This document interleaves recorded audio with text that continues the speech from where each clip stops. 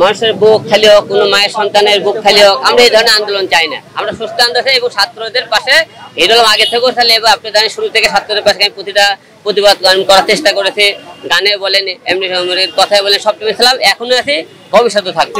অন্যরা কিন্তু বলছে যে ছাত্রদের যে আন্দোলন, সেই আন্দোলন চালিয়ে যাবে, তারা সাথে থাকে। আপনার জায়গা থেকে আপনি কি করবেন?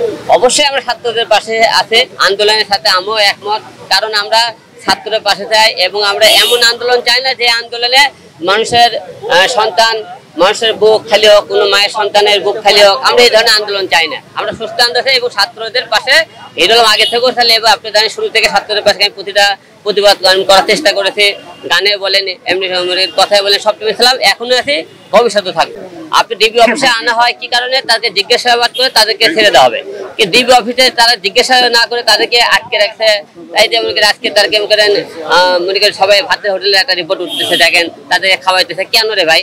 এই যে আজকে পুলিশ আজকে মনে করে সমালোচনা করতে তাদের কার্যকলের কারণে, কারণ এই কাজটা তারা করা ঠিক হয়নি, কারণ আসামি ধরে লাগতে আপনি আসামি ছেড়ে দেন, আপনাদের কয় দেখানে না, উচিতে ছাত্রছাত্রীকে ধরে আসতেছেন, তাদেরকে আটকে রাখতেছেন এবং ছেড়ে দিতেছেন না, এবং আপনাকে ইচ্ছে মতো ধরে আসছেন, ইচ্ছে মতো এলে যাইতেছেন। আজকে ডিবিতে কেন আসছে?